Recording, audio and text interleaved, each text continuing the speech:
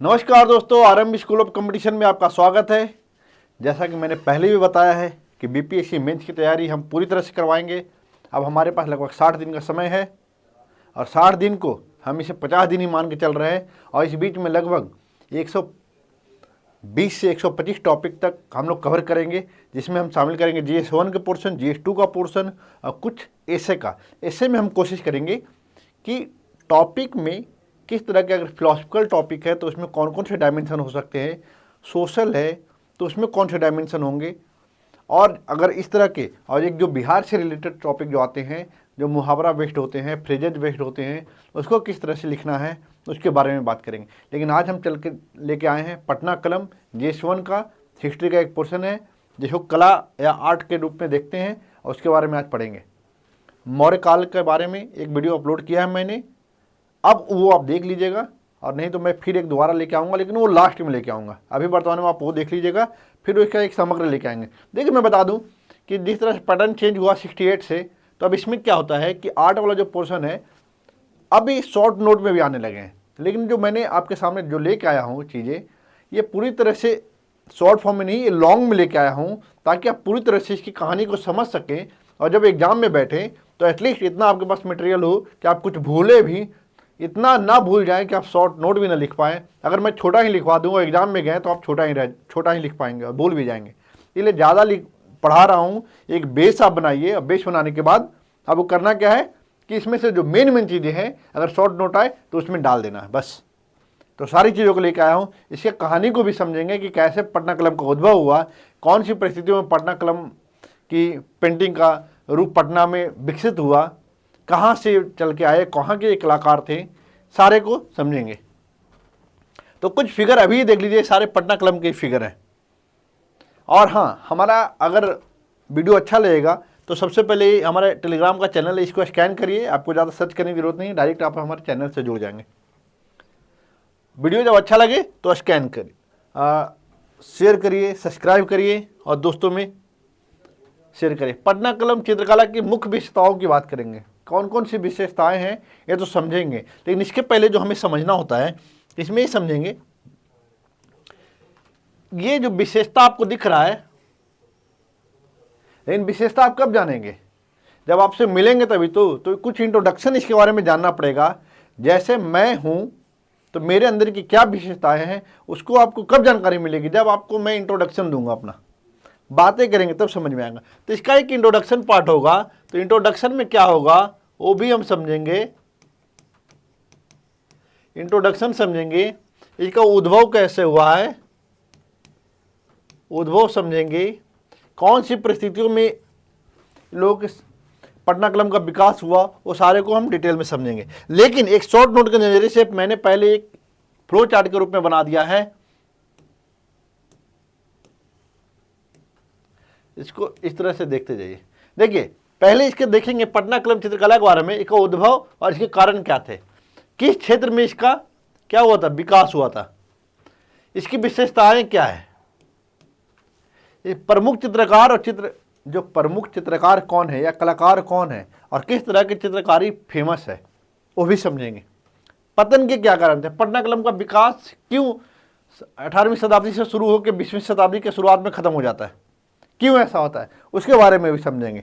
तो ये बेसिक चीजें हैं, आप एक कॉपी पे छाप लीजिए, एकदम छाप लीजिए और बार बार इसको प्रैक्टिस करिए। जब शॉर्ट नोट आएंगे तो आप इतना लिख देंगे तो आपका आधा काम हो जाएगा। बस हल्का हल्का सबके बारे में बता देंगे कि फिरका क्या होता है, कजली स्याही क्या होता है,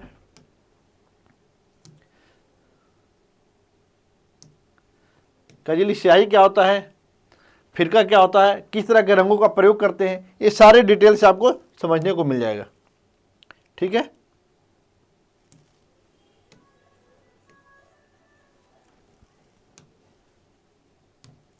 ठीक है।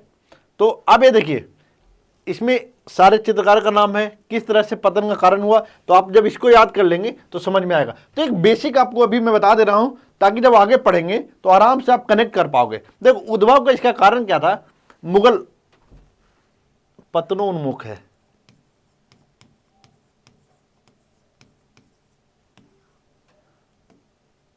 पतनोन्मुख, ठीक है। तो मुगल, देखिए 1750 ईस्वी के आसपास क्या हुआ? आपको पता होगा कि जहांगीर के समय में चित्रकारी का स्वर्णकाल था, शाहजहां था, उस समय भी कुछ बना हुआ रहता है। लेकिन जब औरंगजेब तक आते आते क्या होता है कि औरंगजेब, आपको पता था कि वो इस्लाम धर्म को अपने शासन की एक पद्धति के रूप में अपनाया था, जिसमें चित्रकारी वगैरह को वो ज़्यादा स्पेस दे नहीं रहा था अपने शासन में। दूसरी ओर क्या हो रहा था कि उसके समय में बहुत सारा आक्रांता आ रहे थे, जिसमें युद्धों लड़ना पड़ रहा था। कई क्षेत्रीय जो नवाब थे जो चुनौती दे रहे थे औरंगजेब को, इस कारण भी बहुत ज़्यादा नुकसान इनका आर्थिक हो रहा था। इस मुगलों का एक कमज़ोर पड़ रहे थे फिनेंशियल स्तर पे। तो ये चित्रकार को जब अपने राज्य में रखेंगे, अपने दरबार में रखेंगे, तो उनको कुछ पेमेंट करना पड़ेगा। चित्रकार क्या करेंगे? जब किसी के अंडर में काम करेंगे तो उसके लिए वो चित्र बनाएंगे, उनके लिए काम करेंगे, तो उनको पेमेंट देना पड़ता है। तो वो पेमेंट देना वो बंद कर दिया। जब पेमेंट देना बंद करोगे तो कोई भी कलाकार आपके पास क्यों रुकेगा? उसको जीविकोपार्जन का उपाय कैसे होगा? इसीलिए क्या होता है कि औरंगजेब तक आते आते क्या होता है, औरंगजेब के बाद इन लोगों का पलायन शुरू होता है। अब पलायन जब होता है तो पहले क्या होता है, जो मुगल चित्रकला था, जो पहले दिल्ली चित्रकला के नाम से जानते थे, दिल्ली कला के रूप में जानते थे, अब वही कलाकार देश के विभिन्न भागों में पलायन करते हैं।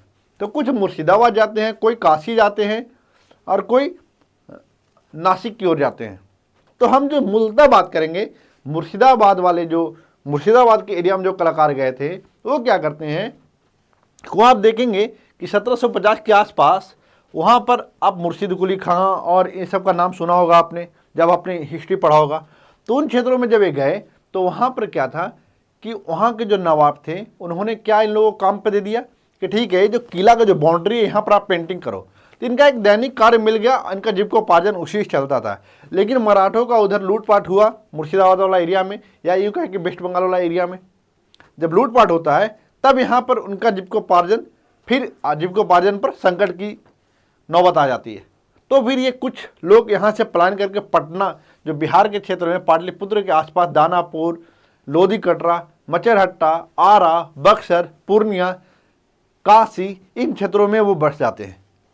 अब क्या होता है, ये कहानी आपको मैं इसलिए सुना रहा हूँ ताकि जब आप कनेक्ट करोगे ना, तो जब पढ़ोगे तो आराम से कनेक्ट कर पाओगे, और एक शॉर्ट नोट लिखना हो या लॉन्ग नोट लिखना हो, आप आराम से लिख लोगे।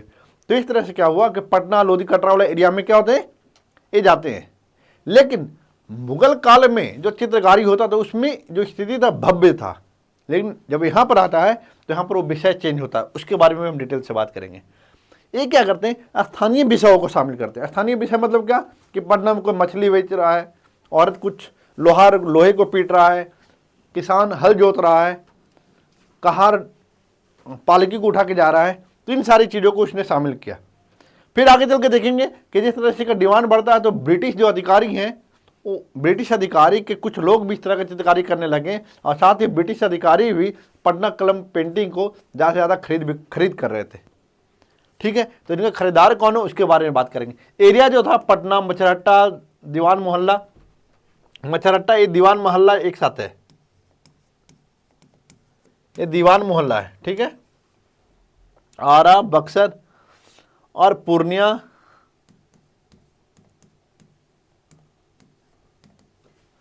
ठीक है, इन सारे एरिया में चले गए। ठीक है, तो हम अब पटना वाला एरिया को अगर कवर करेंगे तो आप देखेंगे कि पटना वाला जो एरिया में है ना, जमींदार भी रह रहे हैं, बड़े व्यापारी भी रह रहे हैं, अंग्रेजी अधिकारी भी रह रहे हैं, इस तरह से सारे लोग हैं, कुछ अमीर धनिक व्यक्ति भी रह रहे हैं। तो ये लोग मुख्य रूप से खरीदार थे क्या, पटना कलम पेंटिंग के। ठीक है, फिरका क्या होता है, कैली स्याही क्या होता है, सब आगे बात करेंगे। तो इन सारी चीज़ों को आप ध्यान में रखिएगा। इसके कुछ प्रमुख चित्रकार है, सेवक राम, ये सेवाराम नहीं है, ये सेवक राम है, यमुना प्रसाद, महादेव लाल, माधोलाल, ये माहोलाल नहीं, माधोलाल है। ठीक है, सोना कुमारी, दक्षो बेबी, ईश्वरी प्रसाद वर्मा। ये तो हो गया। पतन के कारण थे कि उस समय क्या हुआ कि चित्रकार तो थे ही, पटना पेंटिंग का तो पेंटिंग हो ही रहा था, लेकिन लिथो प्रेस का आविष्कार हो गया। और लिथो प्रेस का आविष्कार हो गया तो एक कारण हुआ, राजा रवि वर्मा के चित्रों की मांग बढ़ने लगी। किस तरह के वो चित्र बनाते तो वो भी देखेंगे। तो उनकी मांग बढ़ने लगी। पटना कलम के चित्रों में क्या हो रहा था, ये पटना कलम में जो चित्र बन रहे थे ये एक ही तरह के बन रहे थे। वही मछली बेचने वाली औरत का बन रहा है, वही कहार का बन रहा है जो पालकी उठाया पड़ा है, वही देखेंगे कि धोबी का बना हुआ है, वही व्यक्ति है जो हल लेके जा रहा है, एक व्यक्ति है जो कुएं से पानी निकाल रहा है, एक व्यक्ति है जो टांगे पर बैठा हुआ है। वही सारे चित्र बन रहे थे, पुनरावृत्ति हो रही थी, कुछ नया इसमें नहीं था। इस कारण से लोगों के पास आपके पास अगर फ्रिज है तो बार बार वो फ्रिज क्यों खरीदेंगे आप, तो इसकी मांग तो घटेगी। अगर वही फ्रिज के जगह पहले फ्रिज था, आप डबल डोर फ्रिज लेके आएंगे तो आपको लगेगा कि हाँ इसमें कुछ नया है, वो नया लेके आएंगे। उसी तरह से राजा रवि वर्मा का क्या हुआ, फोटो आया, चित्रकारी आया तो लोग उसकी तरफ आकर्षित हुए। कलाकार भी होना। अब इसके जो चित्रकार थे, एक जो लास्ट चित्रकार ईश्वरी प्रसाद वर्मा पहले चले जाते हैं कलकत्ता, उसके बाद इनका निधन हो जाता है, तो इसको देखभाल करने वाला कोई नहीं रहता, कोई चित्रकार नहीं बचता। इस कारण भी पटना कलम का क्या हुआ, उस समय पतन हुआ। अब इसको हम डिटेल से समझते हैं। देखिए 18वीं सदी के मध्य से लेकर 20वीं सदी के पूर्वार्ध तक इसका विकास हुआ, क्योंकि मुगल काल में इसको शाही दरबार कला भी बोलते थे, इसको शाही दरबार कला भी बोलते थे। अब क्या हुआ, मुगल काल में है तो शाही दरबार तो हुआ, तो इसीलिए उसको शाही दरबार कला भी बोला गया। अब मुगल शासन के पतनोन्मुख के कारण कलाकारों को संरक्षण मिलना बंद हुआ। कलाकार का विकेंद्रीकृत होने से अब क्या हुआ, मैंने क्या बोला कि जब मुगल का शासन का पतन हुआ तो क्या हुआ, उनको संरक्षण मिलना बंद हुआ, उनको पैसे जब नहीं मिलेंगे, जीविकोपार्जन की चीज़ें नहीं रहेंगे, तो ऑब्वियस सी बात है पतनोन्मुख होंगे, पलायन करेंगे कहीं ना कहीं, और विकेंद्रीकृत हुए। विकेंद्रीकृत मतलब ऊपर से नीचे कहीं कहीं फैलने लगे विभिन्न क्षेत्रों में।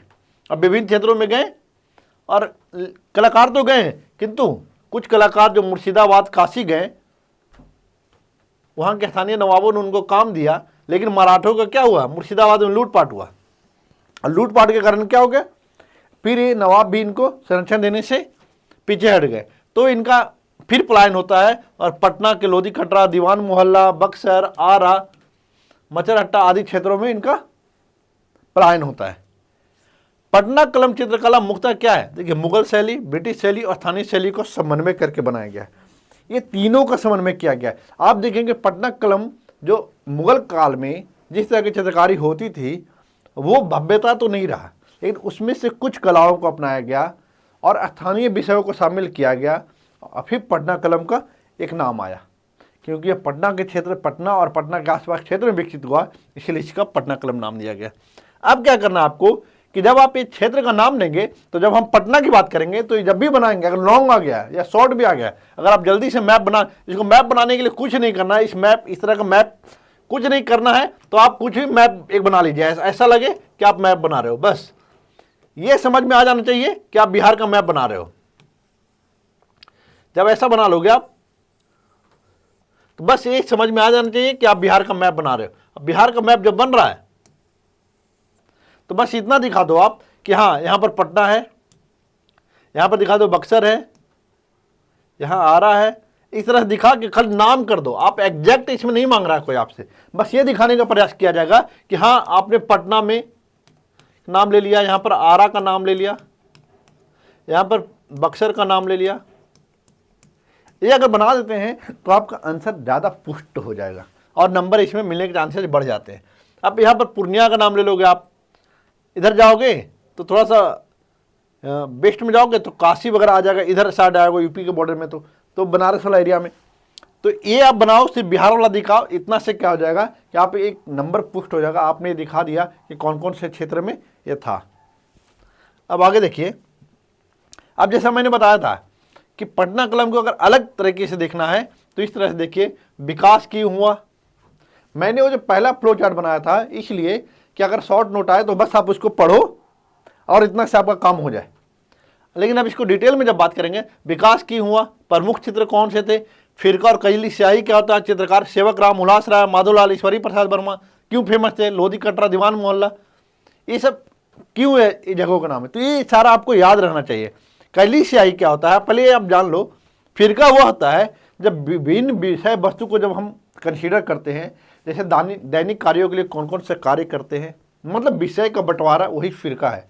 कोई दैनिक कार्य हो रहा है, मांगलिक पर्व हो रहा है या त्यौहार मनाया जा रहा है, किसी स्पेशल विषय में पशु या पक्षी का न एक अलग चीज़ का, मतलब विषय बंटवारा ही फिरका है, जो पेंटिंग का तरीका है। कैली स्याही क्या है? कैली स्याही में होता है कि पहले क्या करते हैं, हम बचपन में क्या करते हैं, पहले कोई एक सिंबल ले लेते हैं, चाहे बॉक्स ले लेते थे, पहले उससे हम डिजाइन बनाते थे पेंसिल से। जब वो लगता था कि ये हो गया तो उसके ऊपर हम पेन चला के अपना पेंटिंग करते थे। लेकिन यहाँ ये नहीं होता था। कैली स्याही में क्या होता था कि बिना स्केच किए हुए डायरेक्ट हम पेंटिंग करते थे, ब्रश से डायरेक्ट रंग भरते थे, इसीलिए इसको कैली स्याही बोला जाता था। तो चित्र बनाने के लिए सीधे रंगों वाली ब्रश का प्रयोग करते थे, न कि पहले स्केचिंग करते थे। चित्रकार का नाम आपको याद रखना है। पहले ऐसे चित्रकार है सेवकराम, ये आपको याद रखना, और अंतिम ईश्वर प्रसाद। ये दोनों का नाम पहले याद रखो, फिर आपको समझ में आएगा कि कैसे आगे हम जुड़वा रहे हैं आपसे। अब विशेषताएं क्या थी? देखिए, पटना कलम का जो अधिकांश चित्र है लघु चित्रों की श्रेणी में आते हैं। कभी कागज पे बनाया जाता है, शुरुआत में कागज पे बनाया जाता है, धीरे धीरे जब इसकी मांग बढ़ी तो चमड़ा पे बनाया जाने लगा, और जब इसकी डिमांड बढ़ी तो अबरख पर बनाया जाने लगा, फिर और ज़्यादा डिमांड हुआ तो हाथी के दांत पर भी बनाया जाने लगा। इसका क्या मतलब हुआ कि अलग अलग जिसकी जितनी औकात उस तरह के फोटोग्राफ पेंटिंग खरीद रहे थे वो। तो इस तरह से इसमें विविधता आई, और स्थायित्व प्रदान करने के लिए ही क्या किया गया, धातु पर, अबरख पर, चमड़ा पर, हाथी दांत, शीशा, इन सब चीज़ों पे बनाया जाने लगा। इसीलिए इसको लघु चित्रों की श्रेणी में रखा गया था शुरुआत में। इस शैली से निर्मित चित्रों में तत्कालीन बिहार की सामाजिक, राजनीतिक, सांस्कृतिक जीवन की एक झलक मिलती है। अब आपको क्या मिलेगा? अब ये जो मछली बेच रही औरत है वो भी तो एक सामाजिक चित्रण ही तो है। एक लोहार जो है वो जो अपना काम कर रहा है उसकी तस्वीर जो है वो आर्थिक ही तो है। एक कहार डोली लेके जा रहा है, वो क्या है, एक तरह से वो हमारा सामाजिक ही तो है, सांस्कृतिक ही तो है। इन सारी चीज़ों का झलक मिलता है। इस शैली के चित्रकारों ने समाज के वंचित वर्गों को अपनी चित्रकारी में स्थान दिया। अब आप देखेंगे मुगल काल में क्या होता था, जो चित्र बनाते थे राजा का बनाते थे, रानी का बनाते थे। राजा हाथी के साथ खड़ा है, हाथी पर बैठा हुआ, सिंहासन पर बैठा हुआ है, लेकिन यहाँ क्या है, जमीन पर बैठा हुआ एक आम आदमी। तो ये वंचित वर्गों को भी अपने विषय वस्तु का एक हिस्सा बनाया था। ठीक है, और इस तरह से वही मैंने बताया कि विभिन्न भागों में बांटकर, जब विषय वस्तु को विभिन्न भागों में बांटते हैं तो उसको हम फिरका कहते हैं। फिरका में कैसी किस तरह की चीज़ें, आप एक फिगर देख लीजिए, मैं एक फिगर दिखा रहा हूँ, नाम आप देख लीजिएगा। ये बस बैठी हुई है, दुखी है, ये एक चित्र है, ये भी एक चित्र है, एक हमने मैप बताया था, ये भी एक चित्र है, चित्र है, चित्र है। बस मैं ये बता रहा हूँ, ये राजा रवि वर्मा का चित्र है,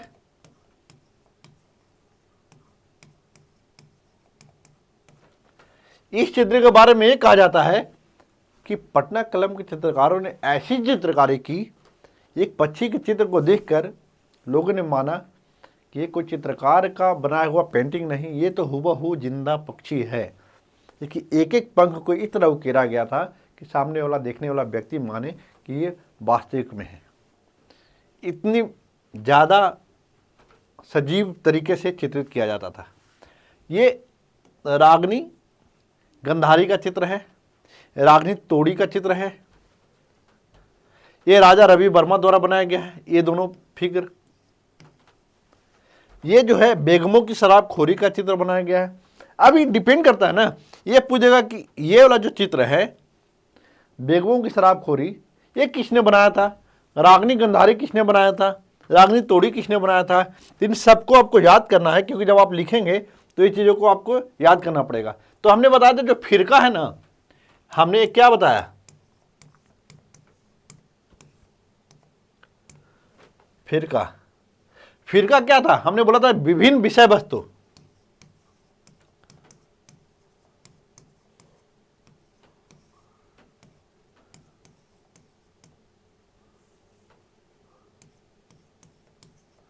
विभिन्न विषय वस्तु बांट कर देखेंगे। तो हमने क्या बोला, देखिए ये दैनिक जीवन की बात कर रहा हूं मैं, उद्योग धंधों की बात कर रहा हूं, तो एक धोबी है, डाकिया है, नौकरानी है, मिस्तर है, कसाई है, मछली बेचती औरत है, हल कितना जोता हल से खेत जोता किसान है। तो क्या है, दैनिक कार्य है नहीं, ये डाकिया आ रहा है, वो अपना देख रहा है, नौकरानी है अपना डेली का काम कर रहा है। धंधा क्या है, अगर कोई लोहार है, चाहे एक औरत है जो मछली बेच रही है, सब धंधा ही तो है। तो इस तरह से दैनिक जीवन का औद्योगिक धंधों पर आधारित एक चीज हो गया। इस तरह की तस्वीरें बनने लगी। मांगलिक कार्यों से संबंधित पर्व है, त्यौहार है, दिवाली है, होली है, शादी विवाह, पालकी ढोता कहार, इस तरह की तस्वीर अगर बन रहे हैं तो मान के चलिएगा कि वो फिरका के रूप में कंसिडर किया जाएगा, अलग अलग विषय वस्तु। वस्तु चित्रण, दृश्य चित्रण, स्थापत्य कला का चित्रण। आप देखेंगे पटना का गोल घर, उसका भी चित्र मिलेगा। तो क्या है, एक स्थापत्य है, उसका भी चित्र बनाया गया है। पशु पक्षी, जो हमने पीछे पक्षी दिखाए, देखिए आम आदमी को तो इस जगह दिया गया, जमीन पर बैठा हुआ है। क्या है, हम लोग बिहार के शब्द में कहते हैं कि दौरा बनाया जा रहा है इन लोगों के द्वारा हाथों से बिनकर। ये देखेंगे शादी विवाह का ये है।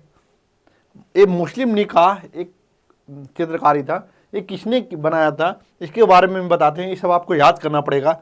ये देखिए, ये व्यक्ति है जो अपना समान तरीके से अपनी पत्नी के साथ पानी लेकर आ रहा है, कुछ बेच रहा है। अब समझिए इस बात को। पटना कलम के अन्य जो विशेषताएं हैं, इसमें क्या है, सादगी है, समानुपातिक, सादगी और समानुपातिक होना। सादगी ऐसे होगा, समानुपातिक होना। मुगल शैली जैसी भव्यता नहीं, भव्यता ऐसे होगा, ठीक है। चित्र शैली में सीधे कागज, हाथी, दांत, अब्रक, चमड़ा पर चित्र बनाए जाते हैं, जो मैंने पीछे बताया था आपको। लेकिन इसमें एक जो और भी देखेंगे, जब मनुष्यों का चित्र बनाया जाता था, पुरुषों का चित्र बनाया जाता था, उसमें एक नया चीज देखने को मिलता था। उसमें आप देखेंगे उनकी भौहें देखिए कितनी उभरी हुई रहेगी, मूछ देखने को मिलेगा। हमने क्या बोला, घनी मूछें होंगी, चेहरा पतला होगा, इसको चेहरा को दम ऐसे बना देगा, और मूछ देखेगा ऐसे दिखेगा, घना घना दम ऐसे बना भौहें इसकी। तो इन सारी चीज़ों का इसका क्या है, विशेषता है। नाकें ऊंची होंगी, इसका देखिए दम नाक बाहर निकला हुआ रहेगा। तो इस तरह से चीज़ें बनाई जाती थी पुरुषों का चित्र।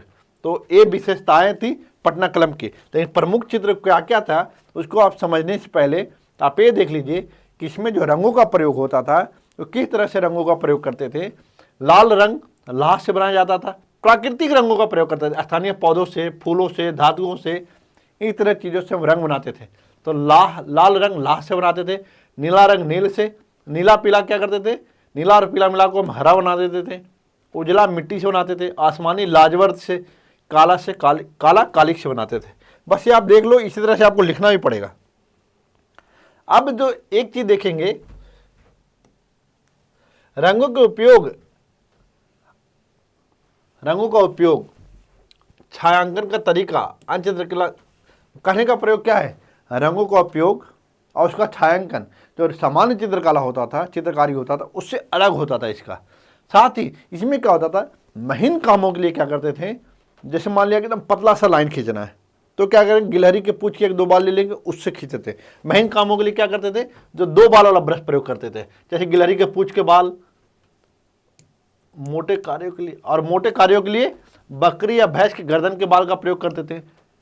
अब समझ में आ रहा है, जिस तरह का जरूरत पड़े, अगर पतला खींचना तो गिलहरी के बाल ले लिए, पूंछ के बाल तो पतला होता था।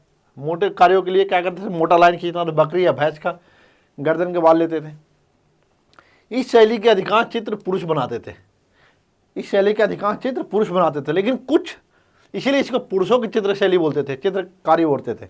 लेकिन कुछ आपको ऐसे चित्र मिलेंगे, जैसे एक चित्र बना हुआ है और इसका बॉर्डर लाल कर दिया गया है।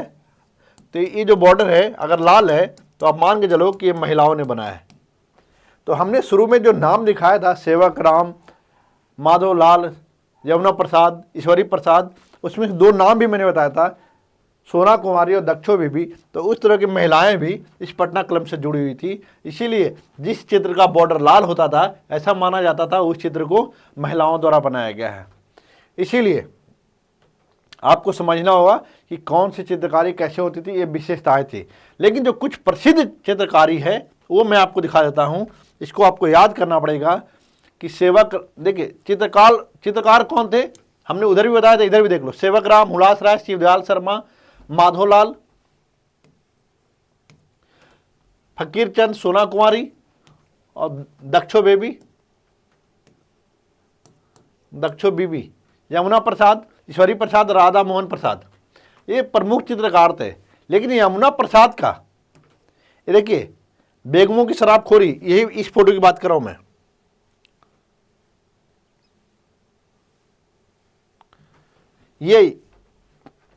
ये जो बेगमों की शराबखोरी है ना, यही बेगमों की शराबखोरी की बात कर रहा हूं मैं, कि ये यमुना प्रसाद द्वारा बेगमों की शराबखोरी का बनाया गया था। शिवदयाल शर्मा द्वारा मुस्लिम निकाह का, जो मैंने शादी का जो फोटो दिखाया था, कहाँ गया,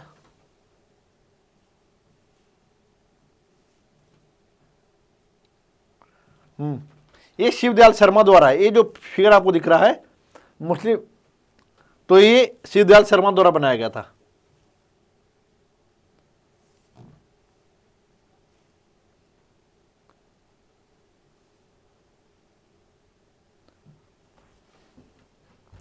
मुस्लिम निकाह का हमने दिखा दिया। रागनी गंधारी हमने दिखाया था कि एक महिला है जो रागनी गंधारी महादेव लाल द्वारा बनाया गया था, रागनी गंधारी। अब नायिका क्या है, ये वीरा में बैठी हुई है और उसका ऐसा चित्रण किया गया, अगर उसके चित्र को देखोगे तो आपको समझ में आएगा कि वास्तव में बहुत दुखी है, वो वीरा में है। एक माधोलाल द्वारा बनाया गया था रागनी तोड़ी।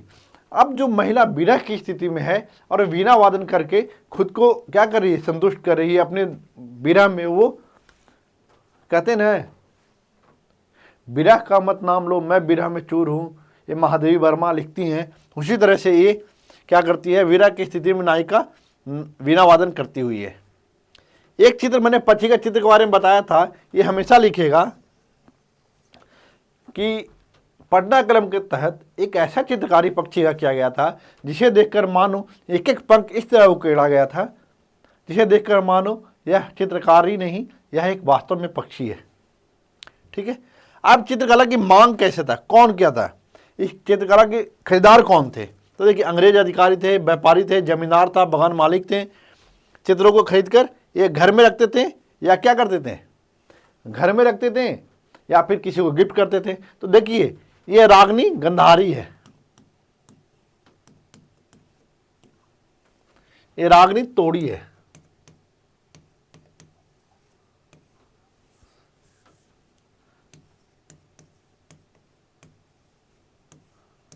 रागनी तोड़ी, ये क्या है, विरह में क्या है, वादन कर रही है, विरह में वीणा वादन कर रही है। ये विरह में है तो इसका सजीव चित्रण किया, और जब विरह में होकर बाद में फिर क्या होती है, वीणा वादन करती है। और ये क्या होता है, ये बताया था हमने, बेगमों की शराबखोरी है, शराब पी रहे लोग। अभी क्या करते थे, कौन खरीदार थे, हमने बताया था कि रिश्तेदारों का उपहार स्वरूप भेंट करते थे। अब यूरोपीय है, अब जो यूरोपीय अधिकारी थे, चाहे जो शासक थे, वो क्या करते थे, भारतीयों को पसंद नहीं करते थे, लेकिन उनके द्वारा बनाए गए चित्रकारियों को पसंद करते थे। वो खुद खरीदते भी थे और अपने देश में भेजते थे, या किसी को गिफ्ट करना होता था तो इस तरह के चित्रकारी खरीदते थे। अब क्या हुआ, इस चित्रकारी में पटना कलम के चित्रकार बड़े दिमाग वाले थे। उन्होंने क्या किया कि देखो, हम तो ये समान रूप से चित्रकारी कर ही रहे हैं भारतीयों का, अब ऐसा करते कुछ ब्रिटिश लोगों का भी चित्रकारी करते हैं। इससे क्या होगा, उसको देख के खुश होंगे और उस तरह की चित्रकारी वो खरीदने का प्रयास करेंगे। उन्होंने बनाना शुरू किया और वो खरीदार बन गए। ठीक है, इस तरह से चित्र बिकता गया, लोगों का जीविकोपार्जन होता गया, लोगों का कमाई बढ़ता गया। लेकिन समय बीता, इसका फिर पतन का भी समय आता है। लेकिन पतन के पहले भी इसका क्या, अभी भी जब पतन होता है तो इसमें कई सारी चीज़ें हैं जो अभी भी पटना कलम से संबंधित चित्र, पटना संग्रहालय, खुदाबख्श लाइब्रेरी जो पटना में है, एक कलकत्ता में एक है भानोजी संग्रहालय, वहाँ पर अभी भी सुरक्षित रखा हुआ है। और क्या किया गया है इस बीच में, आप देखेंगे कि जो जब पतन के राह पर आते हैं तो इसका क्या कारण है। सेवक राम को पहला हमने माना कि पटना कलम के चित्रकार हैं, और ईश्वर प्रसाद वर्मा को अंतिम। लेकिन इस बीच में कई ऐसे चित्रकार थे जो चित्रकारी करते गए, लेकिन जब पतन होता है, क्योंकि अब कोई चित्रकार बचता नहीं है, पतन होने का कारण हमने शुरू में भी समझाया था आपको कि ब्रिटिश कला प्रेमी डी चार्ले द्वारा क्या वो गुलजार बाग पटना में लिथो प्रेस की स्थापना कर दिया गया। इससे क्या हो गया कि इस तरह के चित्रों को बार बार छापा गया, छापने से क्या हो गया, सस्ता हो गया, लोग आसानी से खरीद रहे थे। फिर जो कलाकार थे, चित्रकार थे, उनके पेंटिंग बिकना बंद हो गया। कैमरे का आविष्कार हो गया किसी भी चीज़ का। अब क्यों मछली बेचती हुई औरत को हम क्यों अलग से चित्रकारी खरीदे, जब डायरेक्ट हम फोटो खींच के डायरेक्ट उसका प्रिंट आउट निकाल सकते हैं। राजा रवि वर्मा का चित्र काफ़ी प्रसिद्ध होने लगा। मैंने बताया ही कि पटना कलम में कोई रचनात्मकता नहीं था, एक ही चित्र बार बार आ रहा था। अभी क्या हुआ, राजा रवि वर्मा के चित्र आए, जो अलग अलग तरह के चित्र आने लगे। अब उसको देख के लोगों का डिमांड बढ़ा कि चलो ये कुछ अलग है, तो खरीदार उसके बढ़ गए। ईश्वरी प्रसाद वर्मा के निधन के बाद इसके अध्येता तो रहे लेकिन कलाकार नहीं रहे। लोग चाहते थे कि ये बढ़े, लेकिन उसके कलाकार होंगे तभी तो बढ़ेंगे। अब देखिए, राजा रवि वर्मा द्वारा बनाया गया इस तरह का चित्र है, तो इस तरह के चित्रों की डिमांड बढ़ गई थी। अब देखिए, मुझे जो बताना था वो तो हमने बताया है, लेकिन ऊपर इतना कुछ आपने पढ़ा, इतना कुछ पढ़ने पर एक चीज तो आपको समझ में आया होगा कि पटना कलम जिस तरह से मधुबनी पेंटिंग का विकास अभी तक होता रहा, पटना कलम का भी अगर सरकार चाहता और गवर्नमेंट चाहता तो अभी भी विकास हो सकता था, लेकिन नहीं हुआ। लेकिन सरकार भी कुछ प्रयास किया था। वर्ष 2010 में बिहार सरकार द्वारा अपनी संस्कृति या धरोहर को बारे में जागरूकता फैलाने के लिए क्या किया, एक कैलेंडर प्रकाशित किया जिसमें पटना कलम से संबंधित उसमें चित्र होते थे। दूसरा ये कि जो एक राज्यसभा या अभी संसद टीवी हो गया है, उसमें पटना कलम से संबंधित एक एपिसोड लाया गया था। इस तरह से चीज़ें लाके लोगों में जागरूकता फैलाया जा रहा है पटना कलम को लेकर। लेकिन क्या इतना ही प्रयास काफ़ी है पटना कलम की पेंटिंग को फिर से उभारने के लिए? इसके लिए सरकार को और बड़े स्तर पर प्रयास करना चाहिए था। जिस तरह से आज मधुबनी पेंटिंग को विभिन्न देशों में प्रदर्शनी के रूप में भेजा जाता है, अगर पटना कलम के साथ भी ऐसा होता तो आज पटना कलम के बारे में सिर्फ हम पढ़ नहीं रहे होते, पटना कलम से संबंधित चित्र आज मार्केट में होता। अगर आपको वीडियो अच्छा लगा होगा तो प्लीज़ लाइक करिए, सब्सक्राइब करिए, शेयर करिए।